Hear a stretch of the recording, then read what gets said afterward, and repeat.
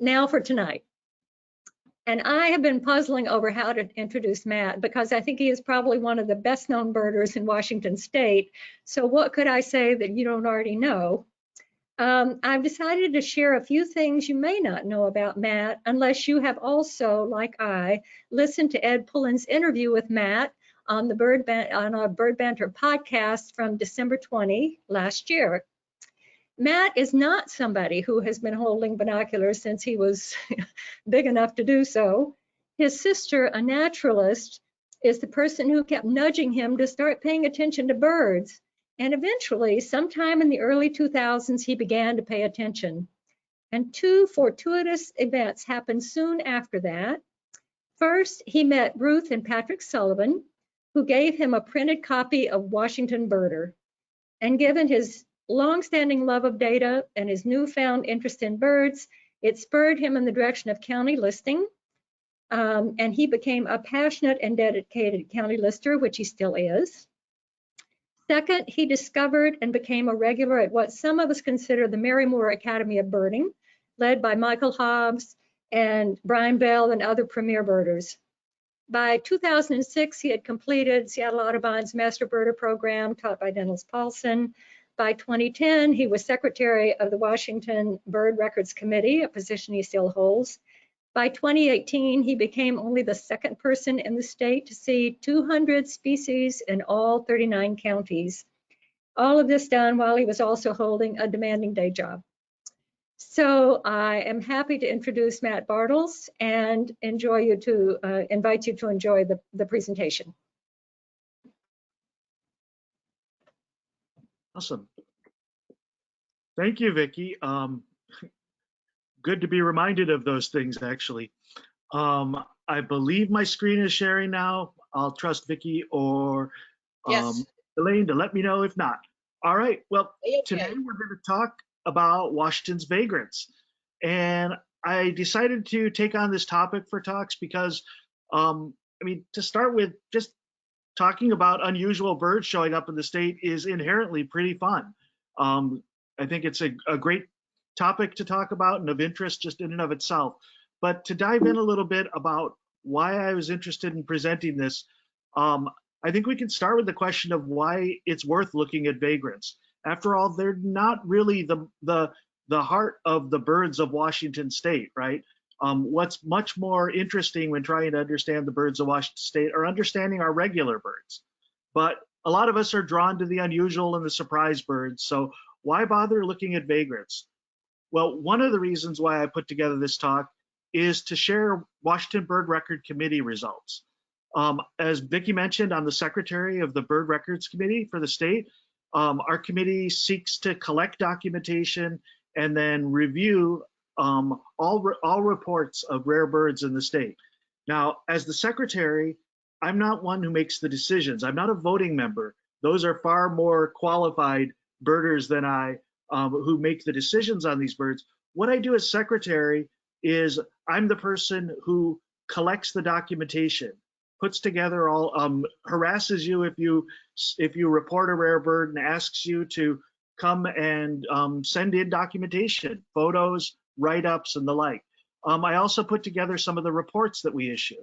Now, we've got reports you can find on the WAS website where every decision we've made is listed for every species that we've reviewed, but they're not necessarily super user-friendly. So one of my motivations in putting together this talk was to see if we could share some of the information from the WBRC in a hopefully interesting way.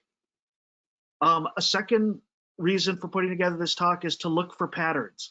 I think an intuitive initial approach to thinking about surprise rare birds when they show up is to think of them as random occurrences. A bird shows up, it could be any species, it could come from anywhere, it could show up any day.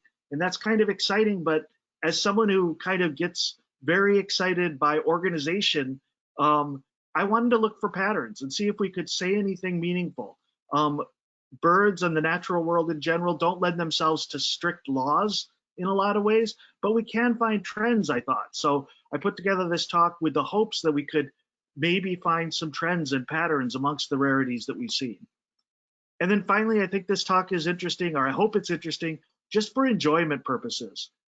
As you've already started to see, one of the great things that we have with the Bird Records Committee is a wealth of photographs of some of the rare birds that have come through the state. And you don't often get to see those if you're not looking through the archives of the Bird Records Committee. More and more are on eBird. A handful get published with every article we publish in Western Birds. But I thought this would be a good excuse to fill the talk with images from some of the photographers who have really helped us out in understanding the rarities and the vagrants that have come through the state. So if what I'm saying gets boring or is not too interesting, just know that almost every slide is going to have a really awesome photograph of an unusual species that showed up in Washington state. And I promise you, none of the photos are my own. The credit for the photographers will be down in the lower right corner for all the pictures. You would not want a presentation put together with my photography skills. I'm a horrible photographer. So I'm grateful for all these people who have submitted their photos over the years, and hopefully they'll be a really enjoyable part of the evening. So overall today, we're going to talk a little bit about what, then we'll talk about when, then we'll go into where and sum things up. Starting with what, thought it'd be worthwhile to define our terms a little bit and start with just asking, what is a vagrant? So a really basic definition of a vagrant in the state or overall is a bird that strays far outside its expected breeding, wintering, or migrating range. And to break that down a little bit, this is just an online definition. Most definitions come pretty close to this for vagrant birds. If we look at the second half of that first, we have the range of birds. So any species is going to have an expected breeding range, wintering range, and if it's a migratory bird, a migrating range between those 2 points. So to be a vagrant, you have to be outside of that place where you're expected, and that includes migration routes. So think of some shorebirds that don't breed here or winter here, but they come through every year in good numbers. Those birds are not vagrants when they're coming through because we expect them to be here. And the second piece of this definition worth talking about is far outside. So when you're thinking of vagrants, you really have to start with a geographic lens and decide what you're going to focus on. So this talk, Washington vagrants, is going to use Washington as our geographic lens. That's a choice that constrains which birds will count as vagrants.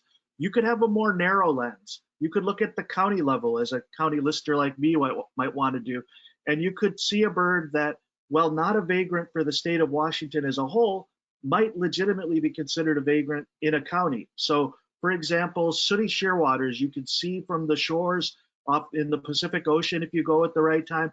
They're a very abundant bird in Washington waters in the right season. If a sooty shearwater showed up in the Tri-Cities, you could legitimately consider that a vagrant. It's a vagrant with a lens that's smaller than the state of Washington. At the broader level, a book that I really relied on a lot to think about the mechanisms of vagrancy, which in a longer version of this talk I'd go into more, is Steve Howell's book, Rare Birds of North America. For Steve Howell in that book, in order for a bird to be considered a vagrant worth discussing, it had to be a vagrant for the entire continent of North America. So a bird that showed up somewhere on the West Coast that was an Eastern bird, not a vagrant by that lens. So for us, we're looking for Washington state rarities. Vagrants are birds that are not expected in Washington state. And we have a convenient thing we can use as a proxy for that in the birds that have been reviewed by the Washington Bird Records Committee. We have a thing called the review list in the Bird Records Committee.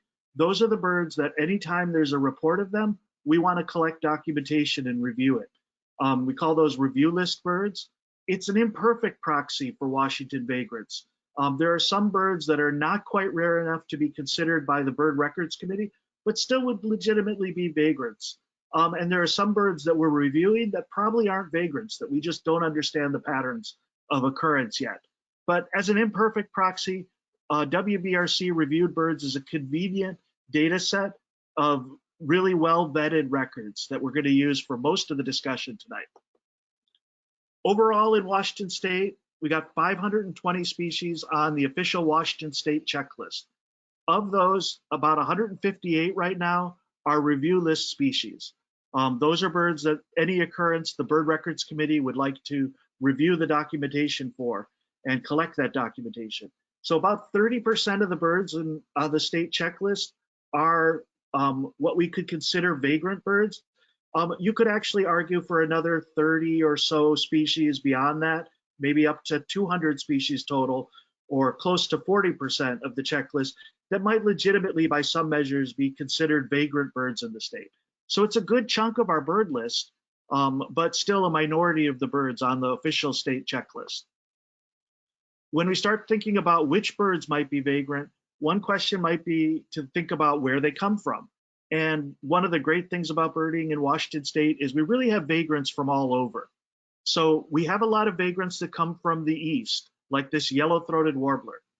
By way of explanation, some of these slides are going to have names and locations and dates on them. Others aren't. If this were in person, I'd be encouraging you to shout out and play this as a bird quiz. But in COVID times online, I'm just going to assume I heard someone say, that's a yellow-throated warbler. Many of our vagrants come from the eastern part of the continent. We're way on the west. There are a lot of interesting breeding birds east of us. We also have vagrants that come from south of us, like this phainopepla.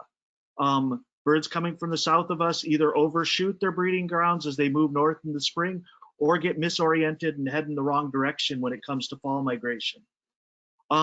Even further south, we have vagrants sometimes from South America.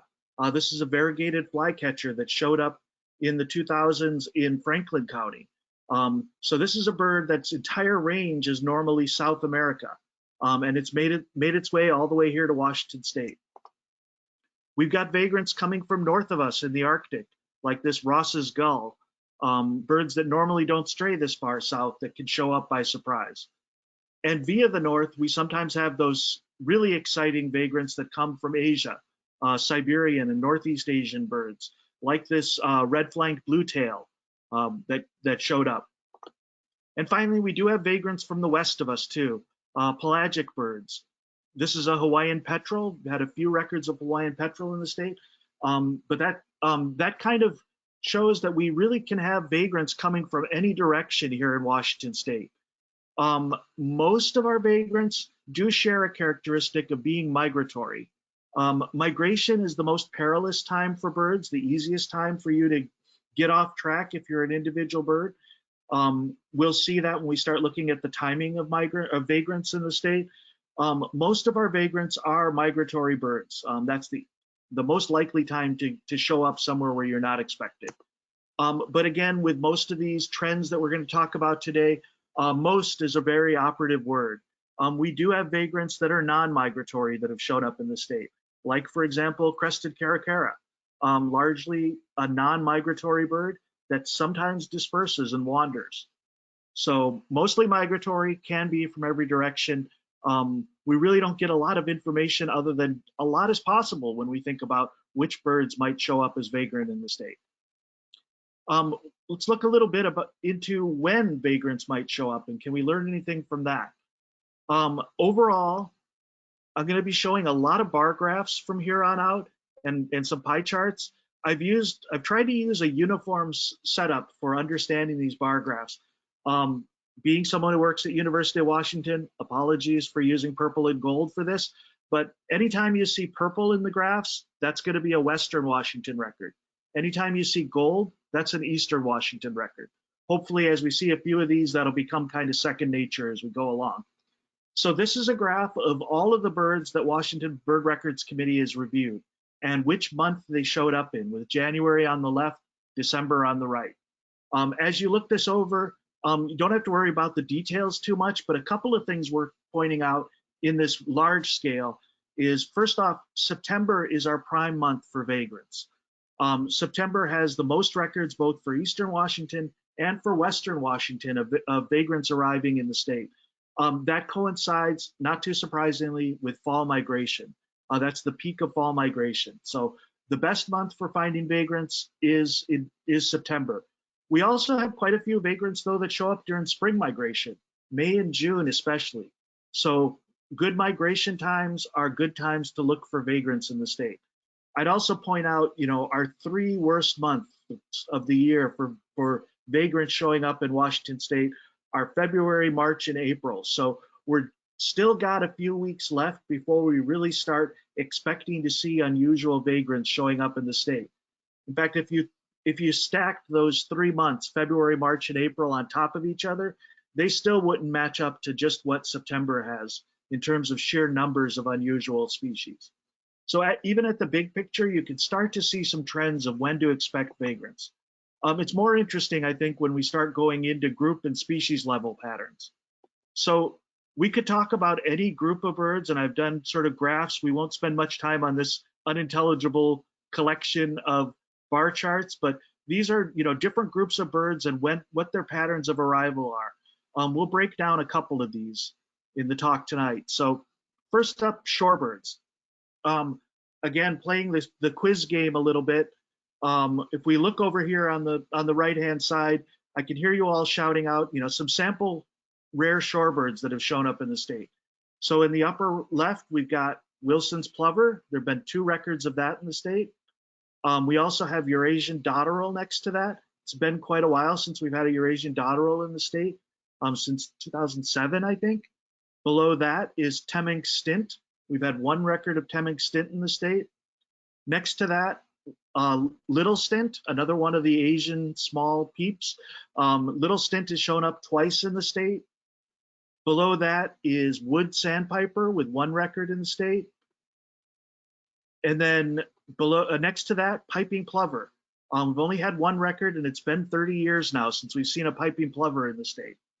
And then finally, another sample rare shorebird that we've seen is Bristol-Thighed Curlew in the lower right. Bristol-Thighed Curlew haven't had any records since 1995, when a really interesting storm blew a bunch into the state. Looking at the bar charts and the pie graph here, the first thing when we think about the seasonality for vagrant shorebirds that you might notice is a lot of purple.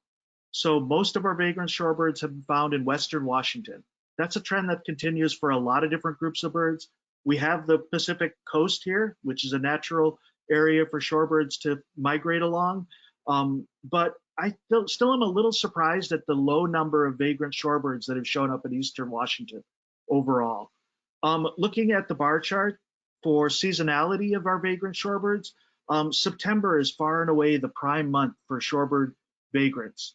And if you think back to the overall chart, that sounds like it kind of matches that initial trend of September being the prime month for migration. But if some of you have studied shorebird migration overall rather than just vagrants, you might notice something that's a little out of whack with that. As you start studying shorebirds, you quickly learn that fall shorebird migration is one of the earlier migration events for our fall migrants. Shorebird migration doesn't reach its highlight necessarily in September. It really begins in July. And then August is a great month for shorebird migration overall. And then September, it continues on. That's not mirrored in this graph. We really see an abundance of our vagrants being in September and not throughout that whole period. And that gets to something that's common with a lot of vagrants in the state. Rarity or vagrancy is much more common for first-year birds than it is for adult birds or after first-year birds. And with shorebird migration, what you really have is 2 different phases of migration for shorebirds. Early in the fall migration period, in July and August, we see adults moving out. They breed in the north, and then they get out of the north rather quickly. And so our first part of shorebird migration is adults moving through. Some of those are still vagrants, but not as many as in the first-year birds. So the later part of shorebird migration in August and especially in September is really peak immature shorebird migration. And that's the period that we see most of our vagrants coming through. So the seasonality graph kind of gives some insight once you start thinking about age classes here. Look at a couple examples of what this looks like at a species level. These are the 10 records of upland sandpiper that we've had in the state. Again, we see September is the prime month. This is matching the overall record. An interesting split with the only Eastern Washington records being earlier in the season with spring migration and maybe even attempted breeding with that July record. And all of the fall vagrant records that we've seen for upland sandpiper have been in western Washington. That's kind of a normal pattern, but you do get different patterns from time to time. Here's the occurrence for redneck stint in the state. Redneck stints, we've had 9 records of overall that have been identified and endorsed. Of those, we see 6 of them in the month of July. There's one June record that's very late June, and one of those 2 August records is very early August. So this is kind of a different pattern than the overall shorebird pattern that showed in that two slides ago. July is the peak for redneck stint finding in the state. If you wanted to go out and look for redneck stints, it looks like July is really your time to go, not September. What's going on here has to do with the difficulty of identification.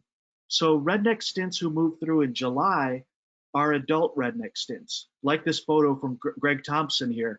Adult redneck stints in a flock of other peeps migrating through are rather easily identifiable by that bright red head.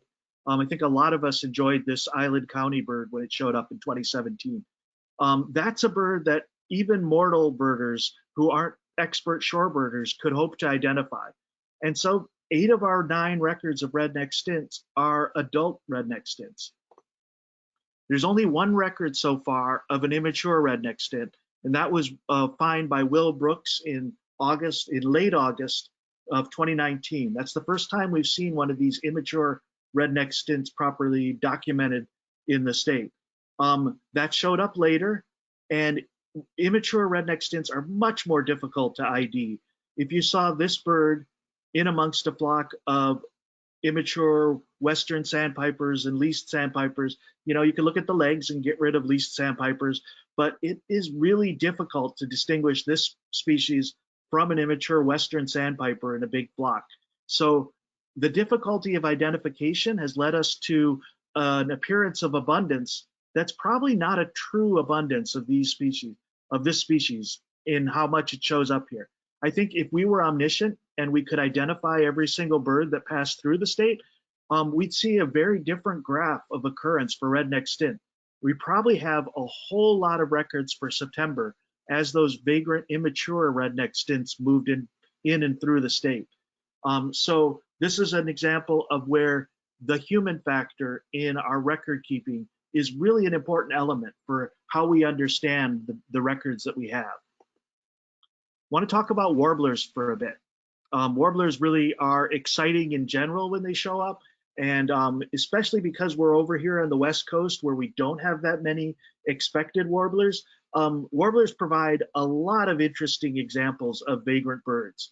So to play our bird quiz again with some of these vagrant warblers in the state, starting in the upper left, we got Prothonotary Warbler with about 5 records in the state.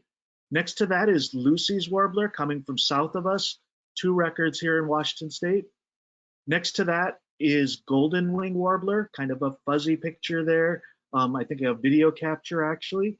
Only a handful of records of Golden Wing. Down in the second row, we've got Canada Warbler, just 1 record in the state. Then Ovenbird with quite a few records in the state, about 30 records for Washington State. Next to that is Bay-breasted Warbler. We've only had a handful of those, 7 or 8, I think. Magnolia Warblers down in the bottom row. That's a great photo of one. Probably 20 records of Magnolia in the state. And next to that is a young Cape May Warbler. Only about 5 records of Cape May Warbler in the state, or 4, I think, records of Cape May. And then finally in the corner, Blackburnian Warbler. So those are just some. I think there are 23 vagrant warblers out of our 36 warblers that are on the state checklist. 23 of those are vagrant birds. So really, warblers are an exciting example of vagrants that might show up here. We look at the abundance charts. September is your prime month for finding vagrant warblers, and Eastern Washington actually does a little better than Western Washington when it comes to warblers, unusual warblers moving through. Outside of September, there is a decent spring vagrancy pattern as well in May and June. So we can look forward to some bright breeding male and female birds moving north to the breeding grounds, occasionally getting lost. But really, September is our prime month for finding warblers. Um, let's look at a couple of individual species where you can start distinguishing different patterns in the records that we've seen in the state. First, there are a few, although most of our vagrant records come from the fall, there are a few species that have spring as their most likely time to be seen here. One of those is ovenbird. Ovenbird's been seen across many months of the year in the state, but obviously, as this graph shows, June is the prime month for finding ovenbirds in Washington state. And the typical story for finding an ovenbird is someone is out birding, and in the distance they hear that unmistakable, if you birded in eastern US, a song of teacher, teacher, teacher, teacher, teacher. And that draws you in and helps you to figure out that there's an ovenbird that's somewhere nearby.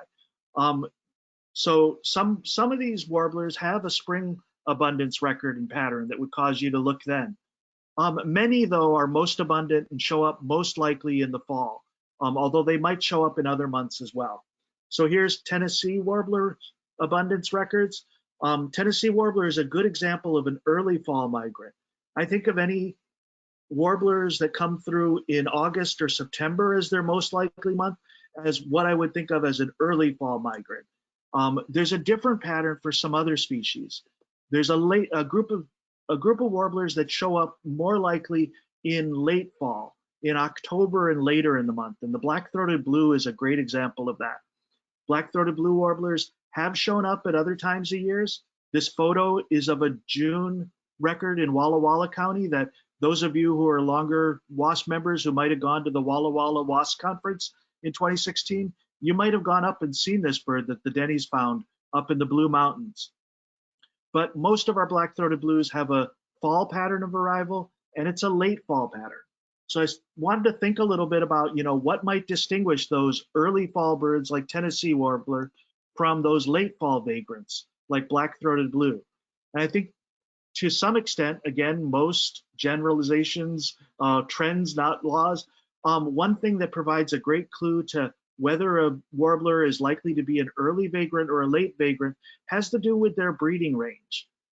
Quite a few of the eastern warblers that we think of out here as eastern warblers because of Point Pelee and McGee Marsh and Cape May, where these birds come through on migration, quite a few of them have a breeding range that extends all across northern Canada, sometimes almost up to Alaska.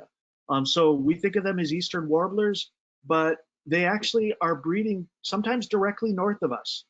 And those early fall vagrants, by and large, come from this group of warblers that have a breeding range across northern Canada. When your breeding range is that far north, you might start migrating south a little earlier because the season ends earlier. The summer breeding season ends earlier up there. Also, you might have a less lengthy pathway of vagrancy that would bring you to Washington State. So for those early fall vagrants, I think breeding range is a good clue to what might bring them here earlier in the season. For our late fall vagrants, we have a different range pattern where often our late fall vagrants have a range that doesn't stretch across northern Canada and instead is concentrated more in the east and the northeast, maybe into the Midwest. And so for these birds, they're breeding further south. Their breeding season can last longer and they can start their fall migration later in the season. And also to get to Washington State, they have a longer ways to go. It's a more complex vagrancy pattern. So I think that range can really give some insight into the timing of some of the different timings of the fall vagrants in the warbler group. To look at this beyond just those two examples, here are 5 different species that are notable for fall vagrancy records being late records.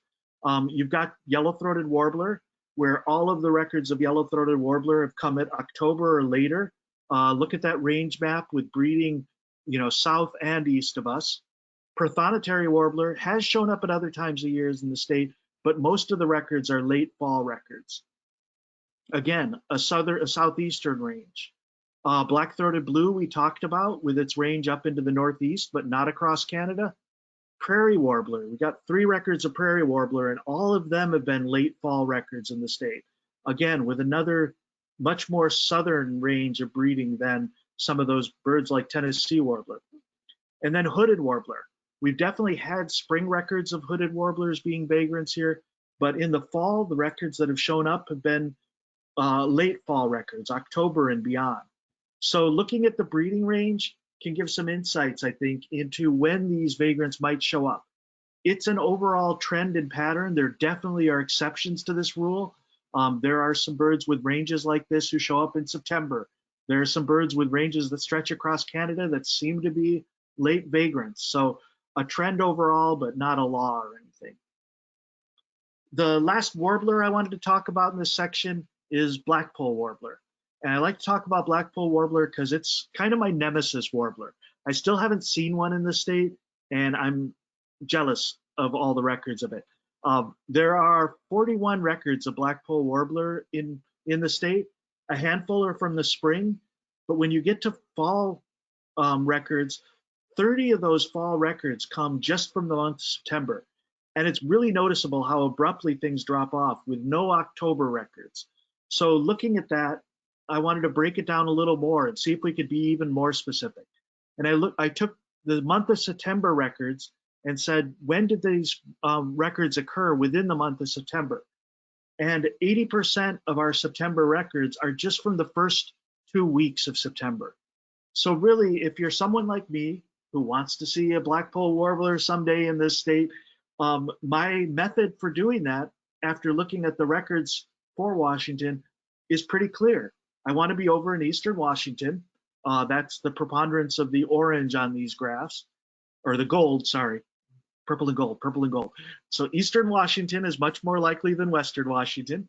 And the first 2 weeks of September are when I'd want to focus my searching for this. So going over to Eastern Washington, hitting some of the hot spots that we'll talk about later, and concentrating in the first 2 weeks of September, that should be a mechanism that'll someday nab me and some of you a Blackpool Warbler in the state.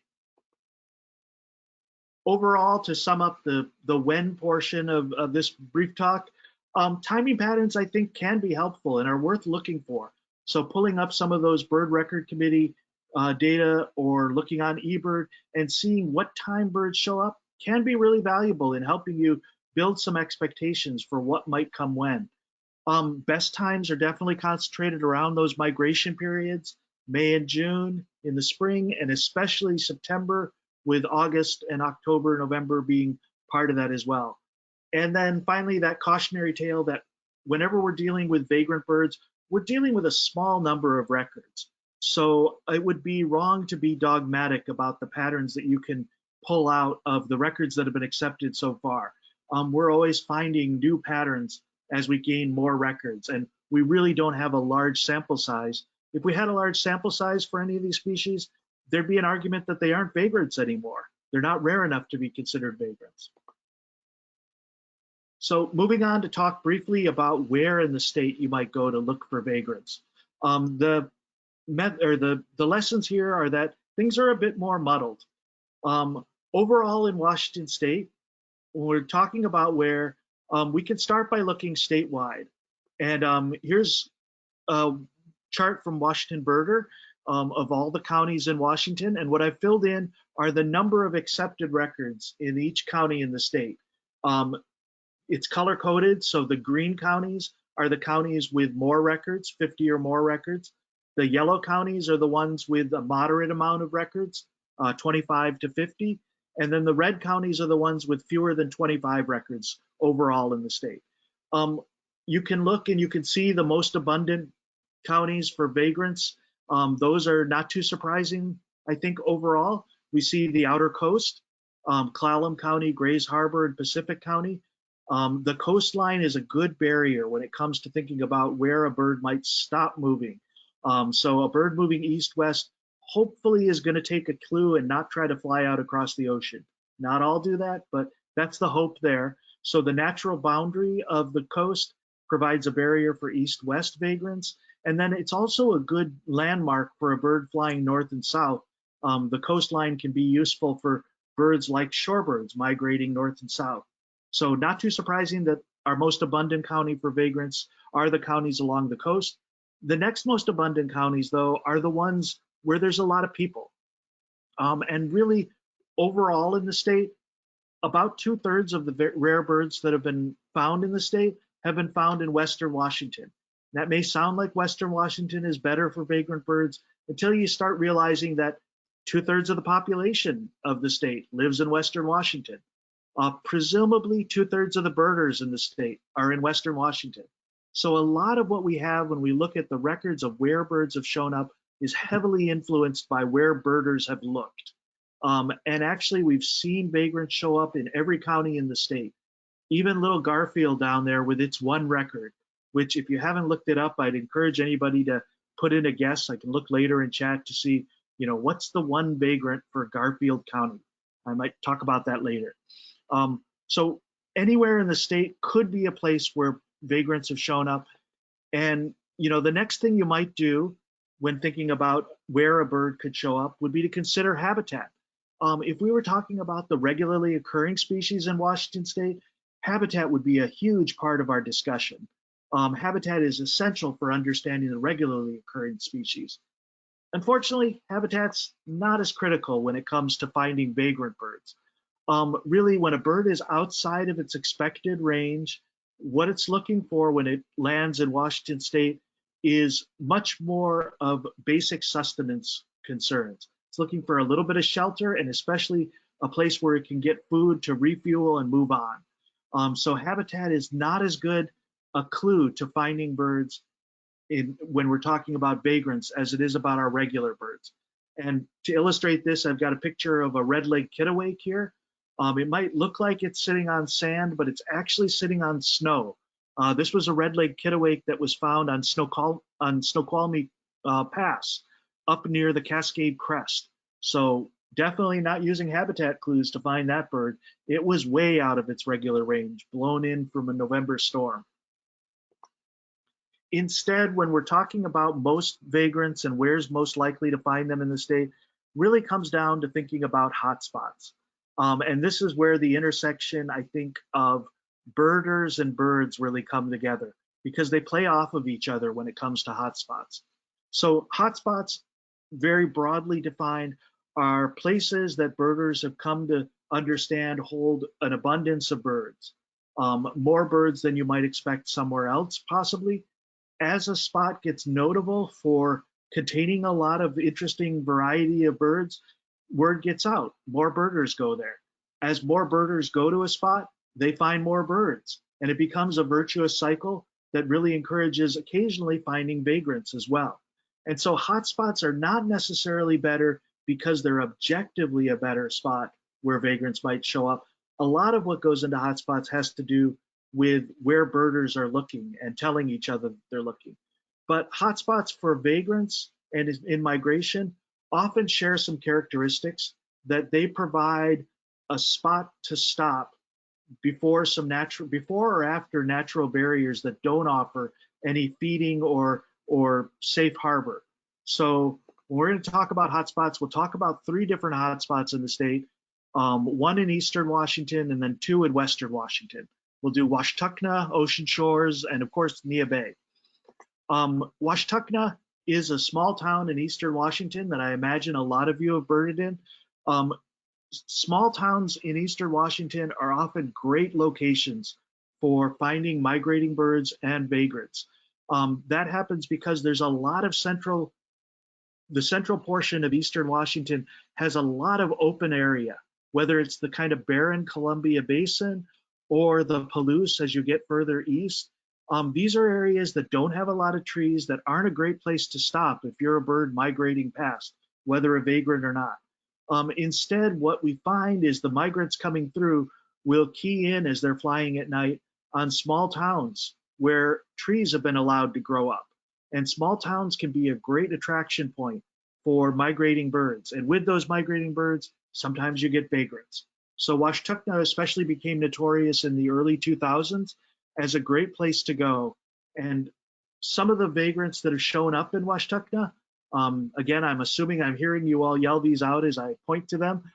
We've had broadwing hawk come through Washtenaw, blue-headed vireo, Bell's vireo has been seen in Washtenaw, a bird that's only been seen a few times in the state. And then we've had warblers. Black and white warbler has been seen multiple times in Washtuckna. Tennessee warbler here in the middle. Next to that, northern parula has been found in Washtuckna, as well as magnolia warbler. Even black-throated green warbler, which we've only had a couple records in the state, I think 3 records, that's been found in Washtuckna. And chestnut-sided warbler as well. In the middle here, we've got indigo bunting, birds that have shown up in Washtuckna, along with eastern phoebe, and down at the bottom, my nemesis, Blackpool warbler. In the corner, I've got Eurasian collared dove. Right now, we know that Eurasian collared doves aren't vagrant birds when they show up, right? The range has expanded, and now they're a very common bird, especially in eastern Washington. When they first showed up, we expected that they might be experiencing a range expansion rather than vagrants, but they felt like vagrants in their pattern of arrival. And I know I, for one, certainly ran across the state to one of the most stable locations for Eurasian collared doves when they were first arriving, and was excited to tick off Eurasian collared dove in Washtuckna. Now they're everywhere in the state. But those are some of the vagrants that have shown up in Washtuckna. We look at the seasonality for finding vagrants in Washtuckna. It really is heavily concentrated on that passerine migration in fall. So September is your key month for showing up in Washtuckna. Again, thinking back to that Blackpool Warbler quest, September is when you show up and you hope for a good fallout of migrating warblers that sometimes contains a Blackpool Warbler, I've heard. There are some fall vagrants that have shown up during fall, or spring vagrants in May and June that have shown up as well at Washtuckna. But really, the best season for going to Washtuckna is definitely early fall with September. And then things, as with a lot of eastern Washington, migration really dies out after September as things get colder and there's less abundant bugs to eat and the like. A second hotspot to talk about when we're talking about vagrants is ocean shores. Now, ocean shores has been great for shorebird migration overall, and I think that's where it first gained its notoriety amongst birders. Not about vagrants, but about just overall the massive number of shorebirds that take advantage of the beaches and the salt marsh habitat there and move through during migration time. With those shorebirds showing up, we got birders. As birders started watching shorebird migration, started finding the unusual shorebird in amongst those. And that led to this being recognized as a great spot, not just for shorebird migration overall, but also for vagrant birds. So some of the vagrants that we've seen in ocean shores include shorebirds like upland sandpiper. We've had a couple records of lesser sand plover in ocean shores. Eurasian dotterel has shown up in ocean shores. Along with that, mountain plover. Only 7 records for the state, and more than one of those are at ocean shores. Buff-breasted sandpiper, there are good years and bad years for buff-breasteds. When it's a good year, you'll find several of them sometimes out at ocean shores. Next to that, redneck stint, that's an adult redneck stint there that we talked about earlier. And another stint next to that we've only had 1 record in the state, and that's Temminck stint, and that was out at ocean shores. Curlew sandpiper has shown up, along with a very misproportioned image of a Bristol-Thighed Curlew that should be much larger than the Curlew sandpiper. And white rump sandpiper has also been found out at ocean shores. So lots of vagrant shorebirds have been seen there. In addition, we've learned that vagrancy at ocean shores is not just limited to shorebirds. Again, probably this virtuous cycle of birders being drawn by the birds. There have been lots of vagrant non-shorebirds at ocean shores as well. So we've had McKay's bunting out there. Only a few records, 4 records, I think, for the state, and one of those is out at ocean shores. Smith's longspur, only 2 records of Smith's longspur, one of those at ocean shores. Chestnut-collared longspur has also been found out there. White wagtail's been seen at ocean shores, and next to that is our best image in the state of eastern yellow wagtail.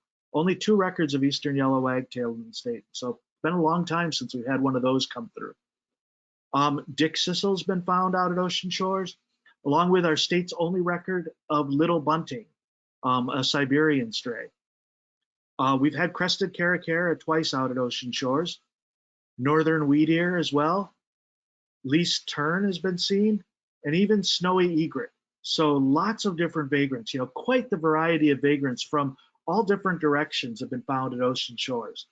A great place for stumbling across who knows what next. The seasonality for ocean shores is much broader than our seasonality for Washtuna. Almost every month of the year has had some vagrant or another found at ocean shores. Again, with shorebird migration being the predominant force in this graph, we see that September again is the best month. But really, you can't go wrong just about any month of the year except maybe June, where there are no vagrant records. So ocean shores, great place to go for a lot of different variety, especially when it comes to shorebirds. Last place we'll talk about is the one that's most been on our minds in the last decade or so, Nia Bay. Nia Bay has really become well known as a place where just about anything can show up. It's a great migrant hotspot and vagrant hotspot. Nia Bay has both the western side blocking it through the Pacific Ocean, so a natural barrier, the Pacific Ocean west of it. It also has the Straits of Juan de Fuca north of it that serve as a barrier for many birds. It sits on the northwest tip of the Olympic Peninsula. Nia Bay is part of the Macaw tribe, and it's turned out to be an exceptional spot for migrants and for vagrants from all over north, south, east, and west of us. So to enjoy some of the species that have shown up there, let's talk about the vagrants that have come to Nia Bay. Nia Bay's had the state's only record of painted redstart, just outside of Nia Bay at Cape Flattery, but within the Macaw tribe area. We've had rustic bunting, fewer than 10 records for the state, and one of those is out at Nia Bay. We've also had a couple records of brambling, another Northeast Asian stray that's come down here as a vagrant. The state's only record of dusky cap flycatcher is from Nia Bay. Along with that, we've had 2 of our 5 or 6 records of prothonotary warbler out at Nia Bay during migration. The state's only record of field sparrow was one that showed up at Nia Bay. You'll get a lot of grumbling from Bird Records Committee members because it showed up while we were in our annual meeting. So none of us were out there to get to see this one-day wonder, but great bird to be seen. Lucy's warbler has shown up twice at Nia Bay, and those are the only 2 records for the state. So, looking at this vertical column here, painted redstart, dusky cap flycatcher, and Lucy's warbler, all examples of vagrants that have come to us from south of us. We also have birds coming from the east, like prothonotary warbler and field sparrow, hooded warbler there in the middle, another eastern vagrant coming here, and below that, painted bunting. So you get eastern warblers, you get Siberian birds coming from the north, like rustic bunting and brambling, and the star of the show that really got a lot of us to pay attention to Nia Bay, Eurasian hobby.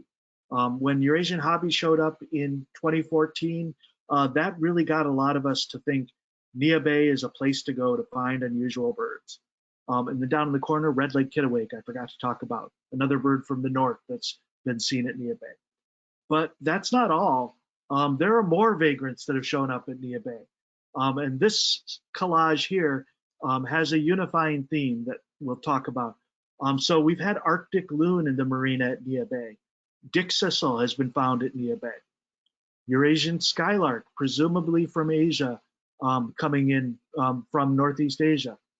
From the south, white-winged dove has popped up at Nia Bay, and zone-tail hawk, the only record for the state, really long-distance arrival from the south. We've had chestnut-sided warbler more than once out there. Orchard oriole has proven to be almost annual at Nia Bay. This wing is the only remaining evidence of a purple gallinule that showed up as the only state's record of purple gallinule. Below that, blue-gray gnatcatcher seems to be almost annual out there. And then in the bottom corner, we got blue grosbeak. 2 of the state's 3 records of blue grosbeak are records from Nia Bay. That's a really great collection in and of itself here. And these are all united by having showed up just in 2017. So think of like just in 1 year, Nia Bay hosted birds from the Arctic, birds from Asia, birds from south of us, birds from east of us. That's an amazing collection for a small little town on the tip of the Olympic Peninsula. When we talk about seasonality at Nia Bay, again, fall is the predominant season for finding rarities at Nia Bay, but the fall season starts later. October is our prime month for finding vagrants at Nia Bay. And November is a very good month for vagrants showing up. You know, look at this zone-tail hawk record from November of 2017. September is a great month as well, but it really is a little later seasonality than most of these fall migration graphs that we've been seeing today. Presumably takes a bit longer to find your way and get stuck out in the northwest corner of Washington state. So the migration seasonality at Nia Bay, a bit later. You know, you could plan your vagrant chasing for the year and really spend September hopping between ocean shores and Washtuna, or places like Washtuna, and then still safely get out to Nia Bay in October and November and see a lot of the good vagrants that might show up there. So overall, to summarize where you might look for vagrants, really you could look anywhere for vagrants. People have found great birds in their backyard. The thing is, habitat generally less valuable than for our regular occurring species. Instead, these are birds that are out of their regular habitat. They're looking for sustenance. And except for the vagrants that stick around for a long period of time, you're really not going to use habitat clues too much. Hotspots can be really helpful though. So hotspots draw a lot of birds together in one place. They also draw a lot of birders together. And so that can really help to up the possibility of learning about rare birds that have shown up or vagrants that have shown up. Final thing I wanted to go through today is just a little bit of summary of what you might do to maximize your chance of finding vagrants. Then we'll have time for questions and discussion. So starting out, I think first thing you can do for finding vagrants is really focus on learning the regular birds of Washington state.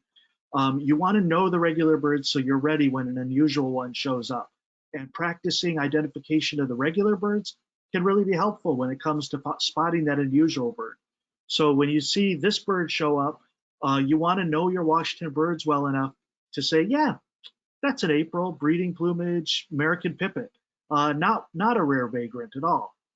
Also, knowing the regular birds can really be helpful when you're looking at a crowd of birds and wanting to pick out the unusual one amongst them.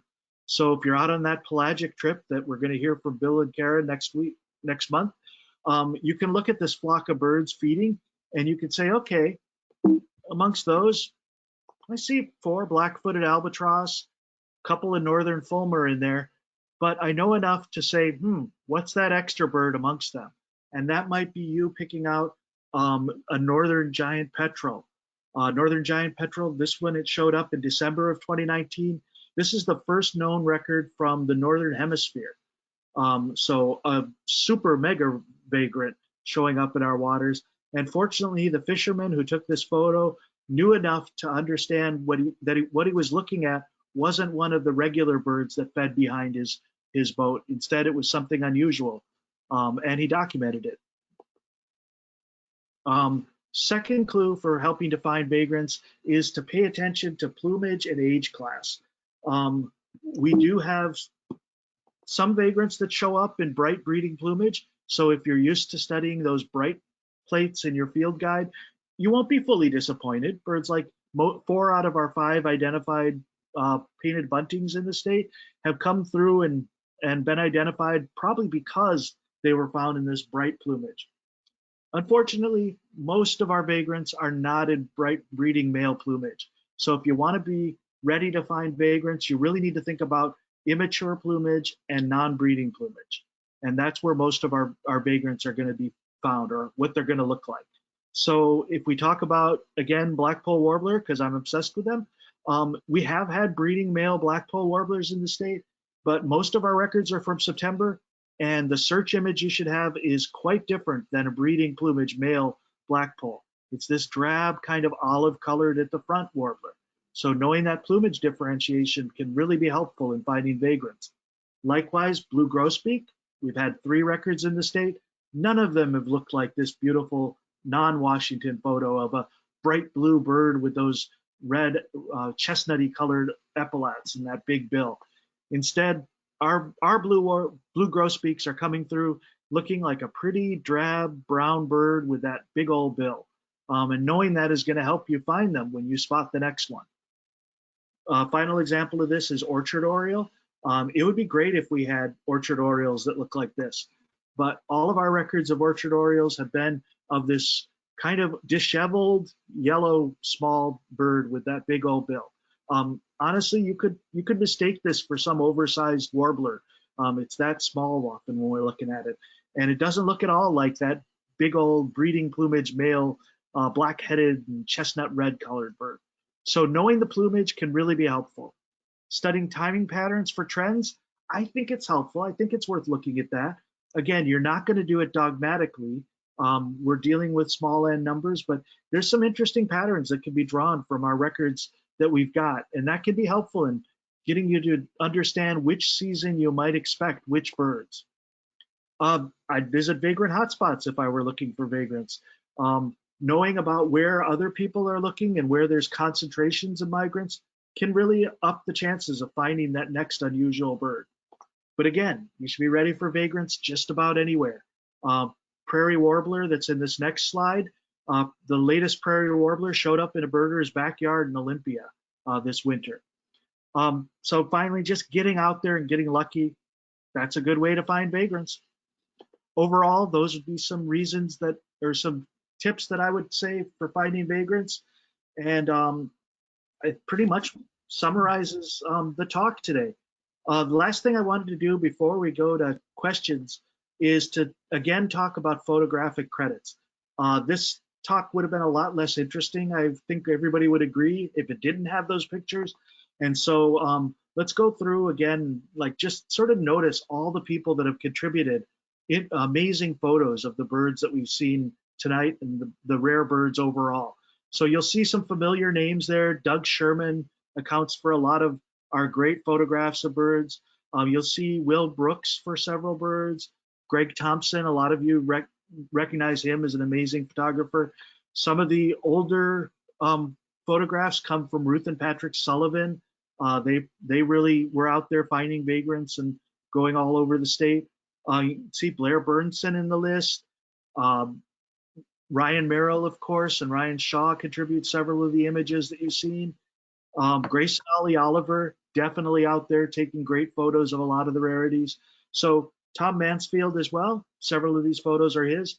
I'm really grateful for all of these folks in submitting their records, and hopefully they help make the talk a little more enjoyable today.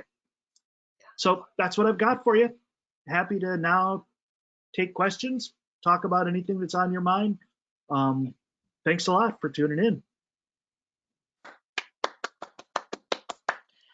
We can't all clap at the same time, only one at a time. Fantastic. If you wish, you can turn on your cameras. Just be aware that you're being recorded and you will be on the internet. I think I'm going to ask one question posed by Doug Santoni, and the rest are from Elizabeth Collins.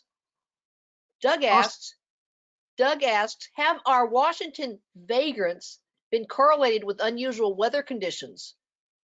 And as a corollary, with improved meteorological forecasting, will vagrants be any more predictable? So yes, weather comes into play, but it doesn't come into play as much as we might think at first glance. When I do a longer version of this discussion, I spend a lot more time talking about how the vagrants show up here and the mechanisms that lead to vagrancy. And absolutely, weather plays a role in some vagrants. The thing is, there are other mechanisms as well. And when a bird runs into weather, its first strategy is to get out of that bad weather. So one way that weather affects vagrants showing up in the state is if we have bad weather impeding a migrant's path over Washington state, that can lead to the birds setting down here. So they would have flown right past Washington maybe. If they run into a storm, and winds that are counter to the direction they're going, a storm can stop a bird in its migration path, and it'll try to wait out the weather. That's one mechanism for weather to affect vagrancy. What we think about that is less common, but that happens sometimes, is birds being blown off path by storms. That happens, but it mostly happens for birds that have migration paths over water. If you're over land and you're a vagrant, most of the time you're going to try to set down and wait out bad weather. It's when you're over water where that option of setting down and waiting out a storm becomes a lot less viable for you if you're a migrant. So vagrancy that's affected by weather, there you're talking about birds that have a migration route over water. A classic example of this in the spring was back in 1995. Bristol-Thighed Curlew have an almost entirely water migration route. They winter in the Hawaiian Islands and they breed up in the North Slopes of Alaska. That takes them on a straight shot across the Pacific Ocean moving north. And in 1995, there was a big storm right at the time they were migrating, and a huge number of Bristol-Thighed Curlews were blown to the coast of North America. California, Oregon, Washington, I think even into BC, all had records from 1995 in May. 5 of our 6 Bristol-Thighed Curlew records are all from that one storm incident. Some of our Siberian birds that have shown up are believed to be storm blown, where a bird starts migrating over some of the bays along northeastern Asia, and a storm hits and they decide to try to drift with the winds, and they get drifted all the way across the Pacific and down the Pacific coast to us. So it happens, but it's not the most common reason, especially for all those North American birds that are vagrants here. Excellent. Let me throw in a little twist along with a couple people asking sort of geography wise. How about Oregon and vagrant patterns that may correlate with them? And is there a state that reports more vagrants than any other? So to the second question, I think California wins just about all competitions when it comes to unusual birds. California has the benefit of a long stretch north and south, and a lot of really dedicated birders. The vagrants that show up in California just swamp anything else, I think, probably across the entire country. So California would win for the most. I think Oregon would be great to study, to look for patterns that correlate with ours. As you get further down to the southern part of Oregon, you're really getting to a different geographic area. You're starting to get closer to some Great Basin breeders and the like. So some of the records get a little murky, but yeah, looking at neighboring states, especially when we're dealing with such small numbers, would be a really smart way to sort of increase the N and look at patterns overall. I haven't done that for this talk, just for sake of focus, but if we were to talk about guessing a bird that hasn't been seen in the state, one of the first steps in that I would use would be to look at Washington or Oregon, BC, and Idaho records and see how those might come into play as well. There are a couple questions that have to do with, either fires or whether we're looking or not. So if you don't mind, let me try to read maybe 2. Sure.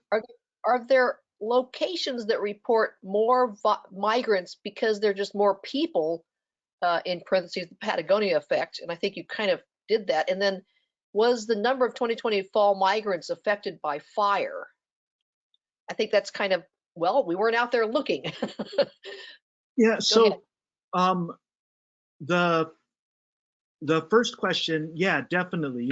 There was recently a paper that claimed the Patagonia effect was fake or was not borne out by data. I think the paper was sound, but it was looking at very, very rare birds. Overall, I think it's hard to deny that once you get this virtuous cycle of more birders going to a spot, they're more likely to turn up unusual birds. They're not quite as unusual as the Patagonia picnic table paper said, but more eyes, more concentration of people, you're just going to see a larger percentage of the birds that are out there. And it really tells me that we're missing most of the vagrants that move through. There just aren't enough observation points, not enough people out there looking at birds. birds and documenting them. When it comes to the 2020 and the fires, I think it's really hard to draw any patterns. Overall, we had slightly lower than average number of rare birds reported to the Bird Records Committee for 2020, but was that fire induced? I don't know. We also had people staying closer to home because of the pandemic. On the other hand, people staying closer to home led to a lot more intense birding nearby. So we had, more King County vagrants show up here than would normally happen because those crazy birders who were running around in the state were kind of stuck. Nia Bay was closed this year. So we fewer than usual records because the Macaw Nation was staying safe. So it's really, there's a lot of different intervening variables that make it hard to draw a direct correlation with something like the fires. What you sometimes see with things like fires or drought is you see a pattern of vagrancy that's dispersal. So some birds have a pattern, some species have a pattern where when there's bad food or bad conditions like a fire, they might disperse to a new area. And that can be temporary or it can be a range expansion. And that's one mechanism of vagrancy that you sometimes see.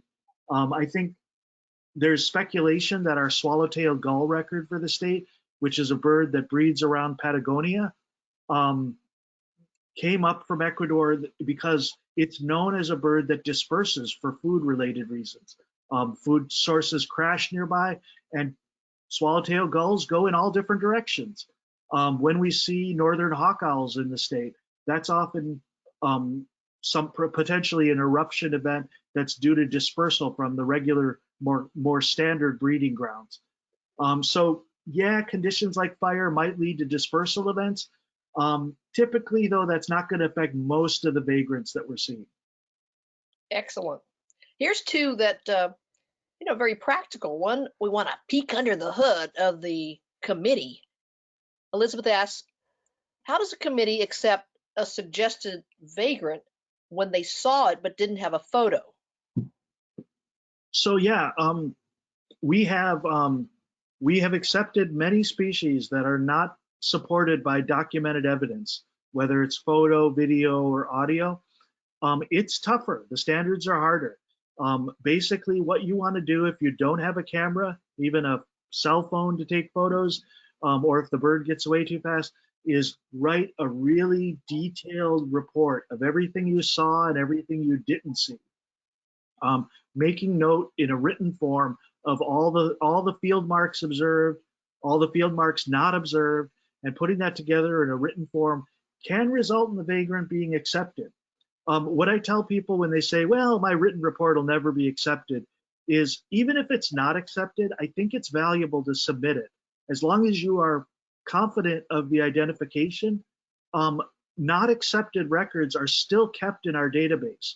And when a scientist comes along, somebody wants to do a study of something that's a species that we have records for, we don't give them just our accepted records that we've endorsed. We give them all the accepted and not accepted records, and that researcher can choose which ones they want to use. So when the state of Washington was doing work on deciding whether to list the yellow-billed cuckoo as endangered in the state, we provided all of the documentation we had, accepted and not accepted, gave that to the folks doing the evaluation. And if you look at their write-up, they considered valid several things that we did not endorse. So even if you don't get photo documentation, write everything you can about your observation, and maybe it'll still be accepted. I think there are about 20 species on the state list that have no photo documentation of them. We definitely review those fairly critically because there's a lot more room for error when you're just writing down what you think you saw. Humans are in general just terrible eyewitnesses. We've seen that outside of the birding sphere all the time.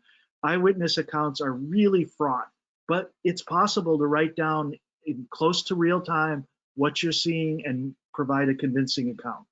Excellent, excellent. Well, that leads right into Michael's question. What if you think you found a vagrant? What do you do with that information? And the answer is you go to the WAS site. Go to the WAS site. There's a report a rare bird link on the WAS site. which leads to a form you can fill out where you can put your documentation in. It also will give you an email address there.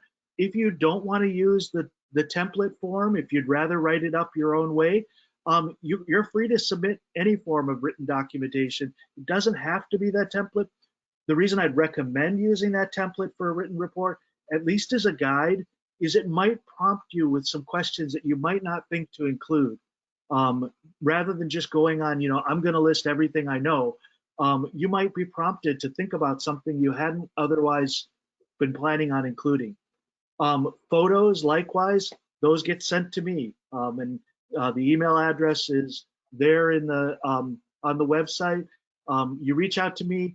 The WASP form doesn't accept photos, so I just email with you and ask you to send me the copies of those photos.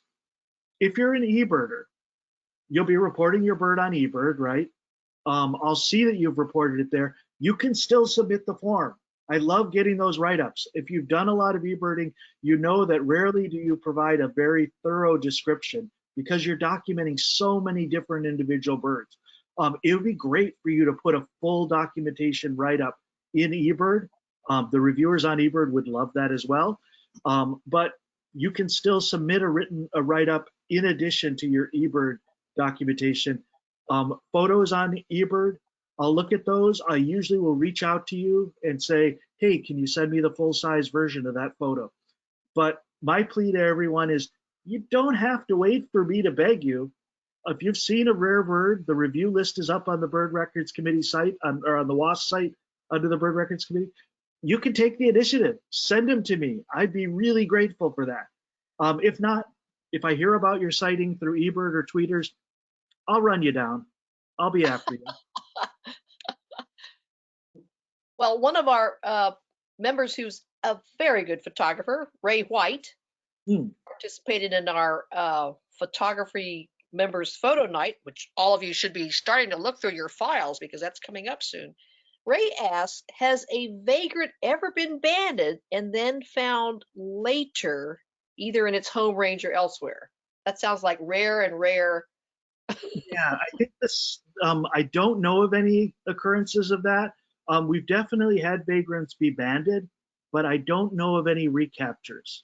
And I can't think of any vagrants that showed up already banded either, where we could sort of do the reverse of that. I think it's just a numbers game that the odds are so low on recaptures of banded birds. And then for that banded bird to happen to be a vagrant in addition, really strains the odds gods. So I don't think it's ever happened. It'd be really cool if it did. You opened some of our eyes a little bit when you said, well, when there's no photo, we can still use video or sound. And Michael is reminding us to ask you to remind us to record songs and calls. Those are important pieces. Yeah, and we've definitely had several records where the observer never saw the bird, and they just were able to document by audio singing that the species was present. Now, there's, everybody who has a phone, you've got the ability to record sound. I'd recommend, just if you're interested in that, for relatively decent quality sound, all you need to do is learn, what I do is I just hit the video record because that records audio as well. You can use voice memo on your phone, or if you want to get better into it, there are cheap microphone attachments that you can work off of as well. There is some room for error when it comes to audio recordings as documentation of rare birds. Because so many species of passerine learn their song, well, because passerines learn their songs, it's possible for birds to learn the wrong song and to sing the wrong song. So we definitely, are careful when accepting an audio-only record.